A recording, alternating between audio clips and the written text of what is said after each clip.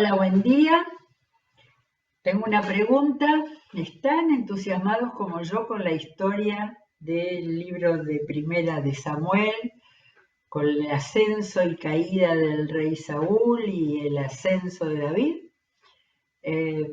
Cada capítulo al cual nos acercamos y que vamos a leer en voz alta y que eso nos ayuda a leerlo detenidamente, mirando los detalles, y hemos encontrado tantos detalles, ¿no? Tantas cosas, tantos vericuetos en la vida de los dos en este enfrentamiento que vamos teniendo ya por varios capítulos, y en el decrecer de uno y en el crecer de otro como consecuencia de todo esto que estaba pasando, ¿sí? ¿Qué hubiera sido si el reinado de Saúl hubiera tenido como empezó a David, como aquel que le calmaba el espíritu tocando el arpa y que después fue su segundo en las batallas, en un tiempo de lucha que ya no era la conquista como vimos en Josué? Ya era un tiempo de estar defendiéndose de los enemigos que se corrían las fronteras y que avanzaban y que atacaban una ciudad, etcétera, etcétera. ¿Sí? Muy bien, hoy tenemos un título largo, pero que se corresponde con los dos capítulos que vamos a ver. ¿Sí? El título es David Filisteo, que es el capítulo 27, y Saúl Espiritista, que es lo que vamos a ver en el capítulo 28. De manera no se pierdan todas las diferencias y riquezas de estos dos capítulos del primer libro de Samuel. Muy bien, vamos a empezar con capítulo 27, que en mi Biblia dice el título David entre los filisteos. Habían dado mucho, ¿no? Desde el comienzo de las guerras de David luchaba contra los filisteos. Sería bueno ver en el mapa, a ver si recordamos la parte de la tierra totalmente a la izquierda, sobre el mar Mediterráneo, a la izquierda del territorio, y toda la parte que, al menos yo tengo celeste en mi pantalla, era la parte que mantenían de los israelitas, y con las continuas luchas y conquistas, Saúl, el rey, y David, quien estuvo ahí formando parte de casi todas. Bueno, hasta este momento que estaban enfrentados y que Saúl iba por un lado y David iba por el otro. Y tenemos allí, en la parte más bien sur, pensando en el Mar Muerto, no en la punta norte del Mar Muerto, pero un poquito más abajo, la ciudad de Gat. La ciudad que era la del gigante Goliat, por eso ha sido famosa. Y ahí estaban todas las importantes ciudades de los filisteos, y un gran espacio. Los filisteos tenían, por eso atacaban a Israel de tantos lados, ¿no? Era muy extenso su territorio. Yo no veo acá un límite, salvo que fuera ese límite pequeño casi al sur, pero este mapa es un mapa que no toma así la perspectiva de las extensiones. Era muy grande la extensión del territorio de los filisteos, siempre cercanos al mar Mediterráneo. El texto dice: con todo, habíamos terminado el capítulo 26 diciendo que después de ese encuentro falso, creo, de Saúl casi pidiéndole perdón a David porque él había sido magnánimo con él, dice el final del capítulo 26, luego David siguió su camino y Saúl regresó a su palacio, lo cual muestra que no había ninguna unión verdadera.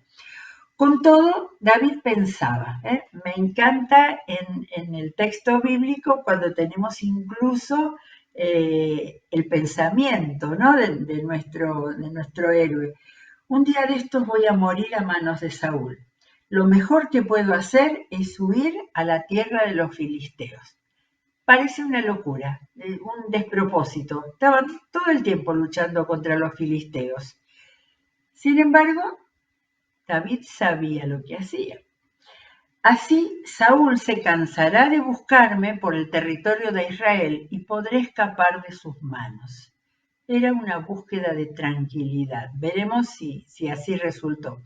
Acompañado de sus 600 hombres, David se puso en marcha y se trasladó a la tierra de Gat, donde reinaba Aquis, hijo de Maoc. Ahí está Gat entonces, y ahí va a ser, todo este capítulo va a ser el tiempo en el que David, vamos a ver qué posibilidades tuvo de vivir en paz. ¿Sí? Seguimos con la lectura. Tanto David como sus hombres se establecieron allí y quedaron bajo la protección de Aquis.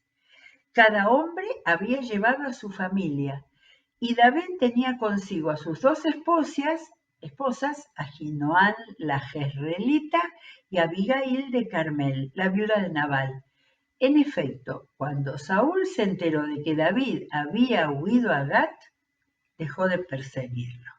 O sea, no tenía sentido donde estuviera, y el palacio de David era siempre en la tierra de Benjamín, no tenía sentido perseguirlo allí. De modo que fue un tiempo de paz para David. David le dijo a Aquis, si en verdad cuento con el favor de su majestad, le ruego que me conceda algún pueblo en el campo y allí viviré.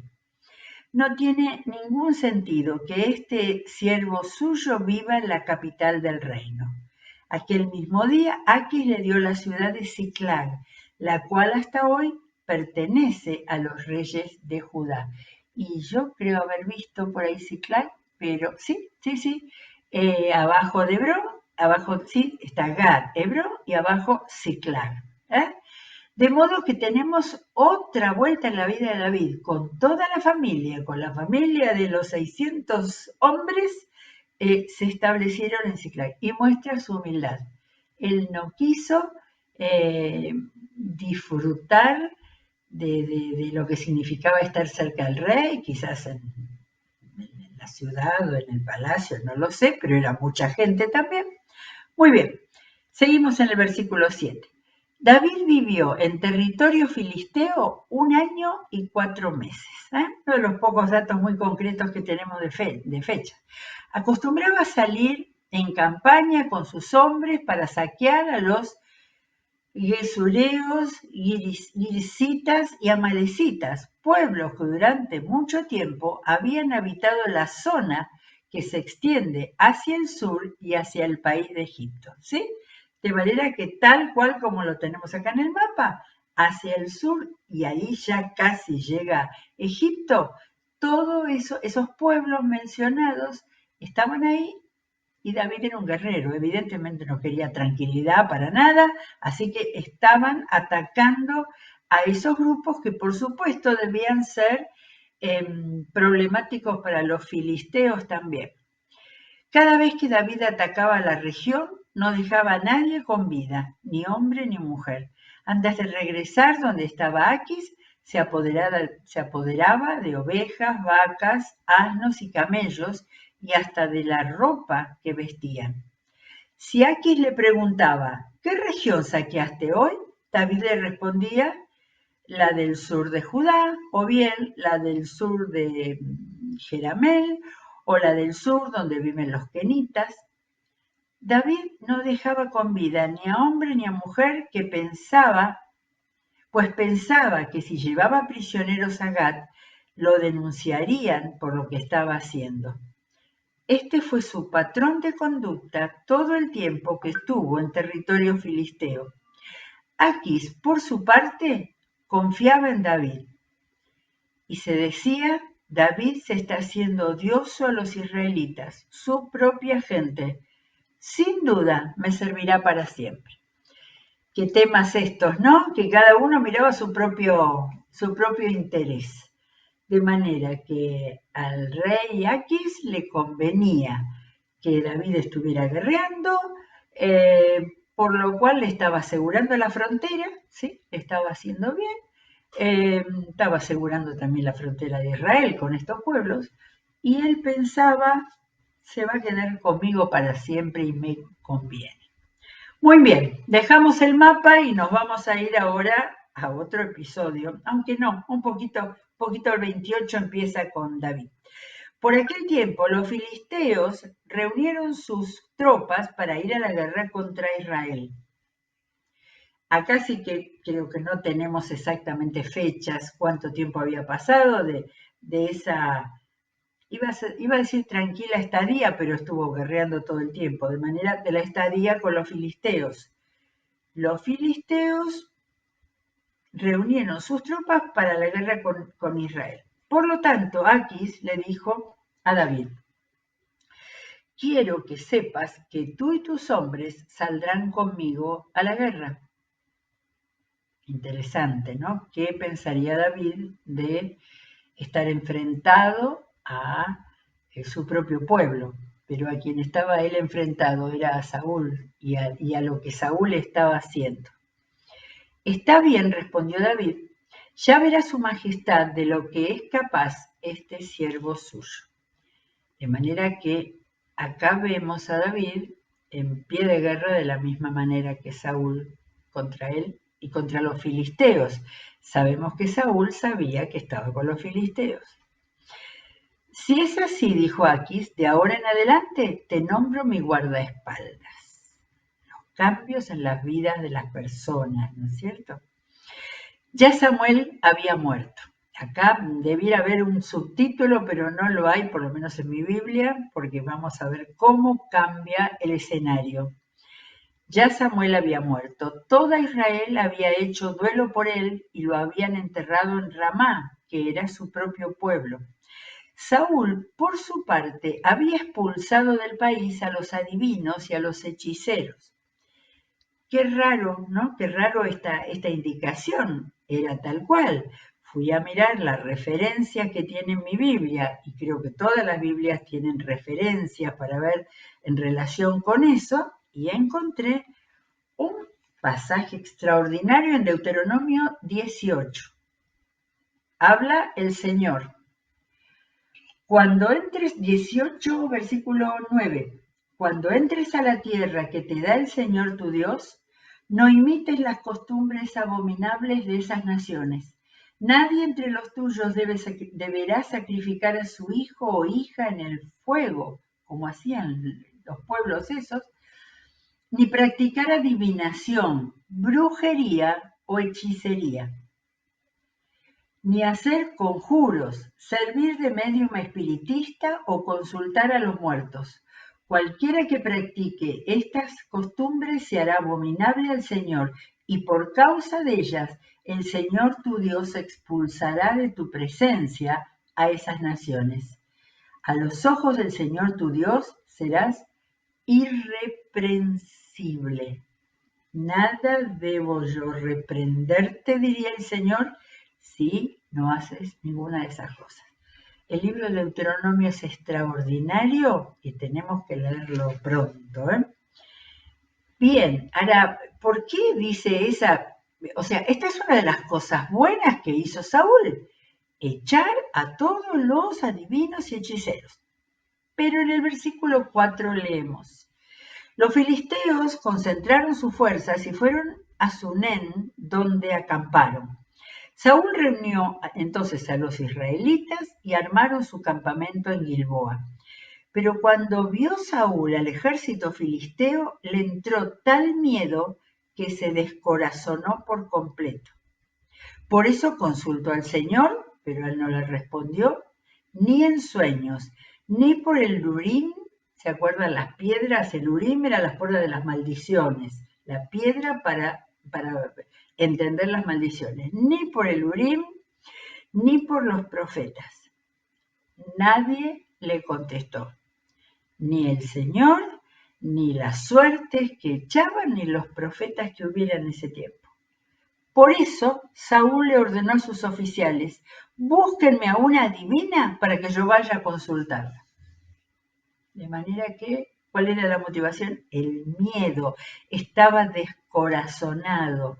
Emocionalmente Saúl estaba destruido. ¿Y qué hace? Va a consultar a aquellos que él había, por agradar al Señor, echado del territorio. Pues hay una en Endor, le respondieron. Saúl se disfrazó con otra ropa y acompañado de 2 hombres se fue de noche a ver a la mujer.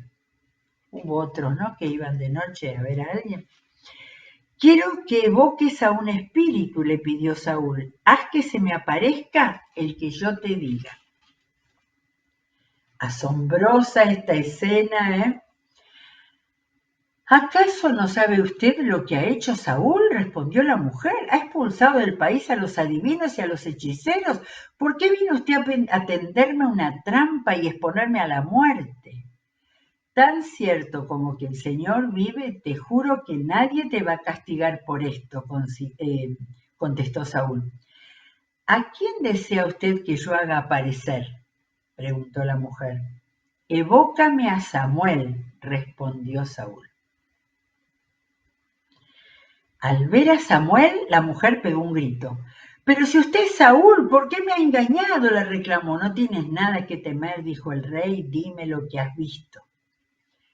Antes de ver la visión, mi Biblia de estudio realmente no se sabe, no hay una explicación clara que el Señor haya querido que el espíritu de Samuel aparezca, o que esta mujer tenía una clarividencia, una telepatía, que se consultaba con los espíritus y que hubiera sido engañada por Satanás para poder hacer esa escena, ¿sí?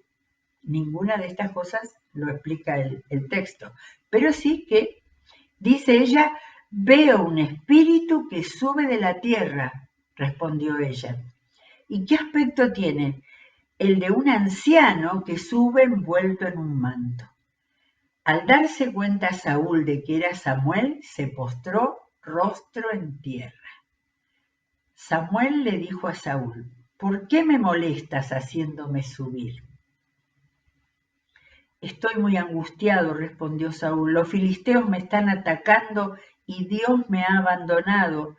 Ya no me responde ni en sueños ni por medio de profetas. Por eso decidí llamarte para que me digas lo que debo hacer. Era el máximo de su desesperación. Samuel le dijo, pero si el Señor se ha alejado de ti y se ha vuelto tu enemigo, ¿por qué me consultas a mí? El Señor ha cumplido lo que había anunciado por medio de mí. Él te ha arrebatado de las manos el reino y se lo ha dado a tu compañero David. Todo lo que suponía, creía, imaginaba a Saúl, ahora estaba absolutamente confirmado. Tú no obedeciste al Señor, pues no llevaste a cabo la furia de su castigo contra los amalecitas, por eso Él te condena hoy. Nos acordamos cuando fue a luchar contra los amalecitas, creo que era capítulo 15, sí, capítulo 15 de este libro, y en vez de terminar con todo, quería dejar con vida al rey, y se robó los terneros gordos y todo lo más rico de su ganado. ¿Qué tema? El de la codicia, ¿no? Ahí había un problema. Estaba obedeciendo a Dios, que lo mandó luchar contra las y terminar contra los amalecitas, y sin embargo la codicia lo perdió. El Señor entregará a ti y a Israel en manos de los filisteos. Mañana tú y tus hijos se unirán a mí y el campamento israelita caerá en poder de los filisteos. Al instante, Saúl se desplomó, y es que estaba lleno de miedo por lo que Samuel le había dicho. Además de que se moría de hambre, pues en toda la noche y en todo el día no había comido nada. Además que se moría de hambre, ¿no? Miedo y hambre juntos es terrible. Al verlo tan asustado, la mujer se le acercó y le dijo, no, yo su servidora le hice caso a usted y por obedecer sus órdenes me jugué la vida. Ahora yo le pido que me haga caso a mí, déjeme traerle algún alimento para que coma, así podrá recuperarse y seguir su camino. Pero Saúl se negó a comer. Sin embargo, sus oficiales insistieron, al igual que la mujer, y por fin consintió. Se levantó del suelo y tomó asiento. La mujer tenía en su casa un ternero gordo al que mató enseguida. También amasó harina y horneó unos panes sin levadura. Luego le sirvió a Saúl y a sus oficiales. La misma noche, después de comer, todos ellos emprendieron el camino.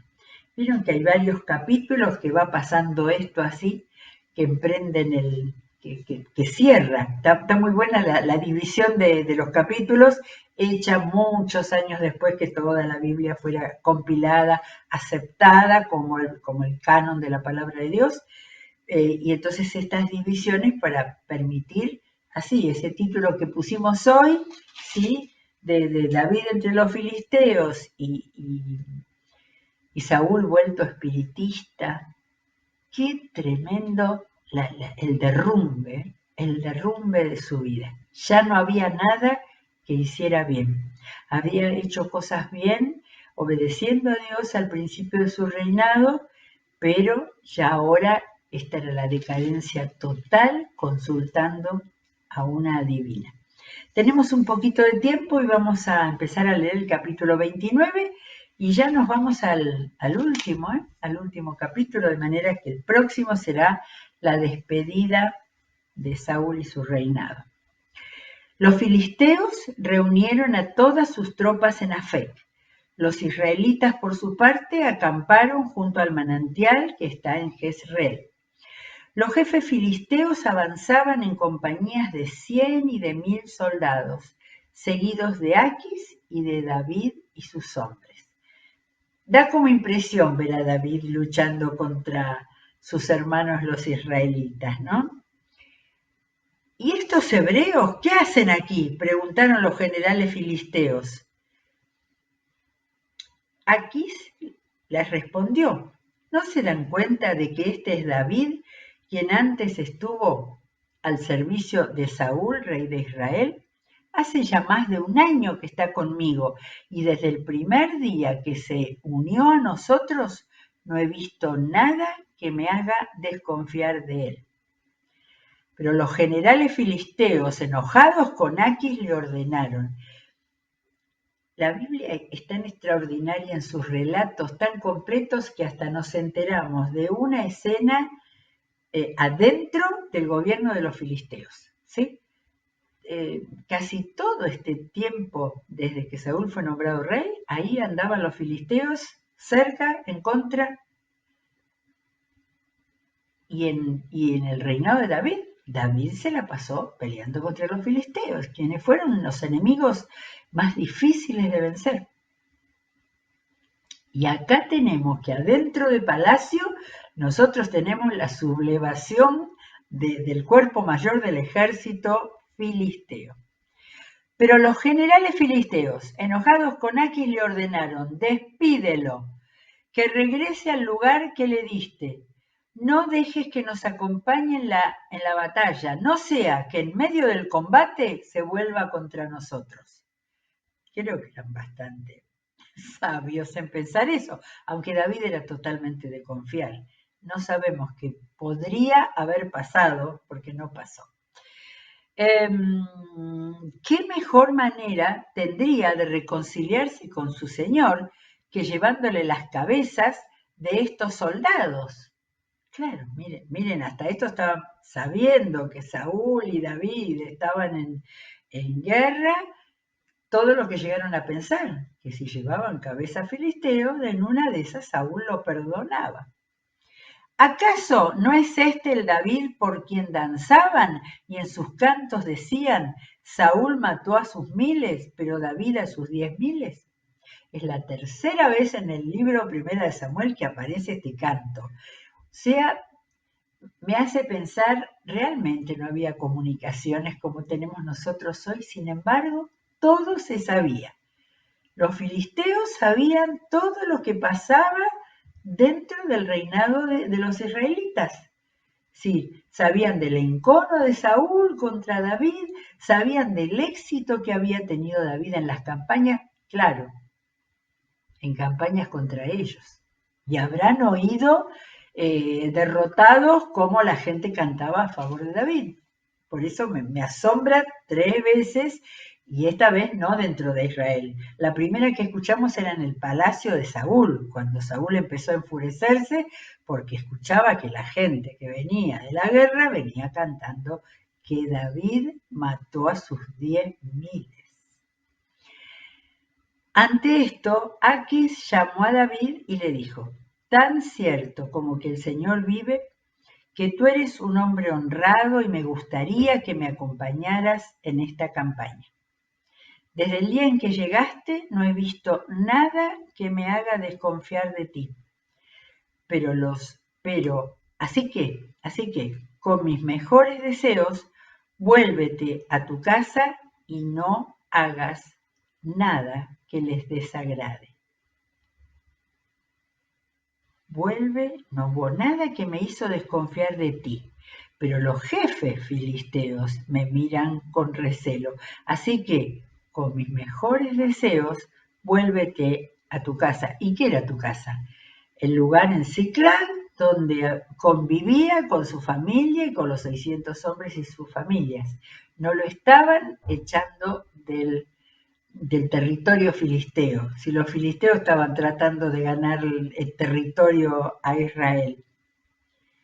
Y lo último que le dice: y no hagas nada que les desagrada, porque evidentemente el cuerpo militar de los filisteos era muy fuerte y lo tenía cortito al rey, que había recibido en su territorio y en su confianza justamente al más valiente de los israelitas. Es una historia fantástica, no me digan todas las cosas que fue viviendo David, que vivió el pueblo, esos 600 hombres que habían sido los desarrapados, los que no tenían esperanza, que se fueron detrás de David, a la vida que fuera, porque no había nada que los atrajera dentro de su propio territorio. Esos 600 hombres estaban en este momento empoderados, estaban luchando, venciendo en batallas y aún tenían un territorio con la tranquilidad que les daba David en primer lugar, que era su comandante, su jefe, y hasta yo diría amigo, amigo por la relación que David tenía con la gente. Y además cubierto por el rey Aquís, que era muy importante, aunque no tenía mucha autoridad. Bueno, se nos acaba el tiempo y lo vamos a dejar en capítulo 29:7. Hasta ahí. Lo que nos queda es muy poquito. Doy vuelta a la página y allí se va a terminar la historia de este libro, de manera que la próxima vamos a leer el final del capítulo 29, el 30 y el 31. Hermosa la palabra, la enseñanza, la vida que encontramos acá en estos héroes del Antiguo Testamento, no tan héroes, pero vamos viendo lo que pasa con el ser humano. Muy bien, volveremos a encontrarnos en la próxima, que Dios les bendiga.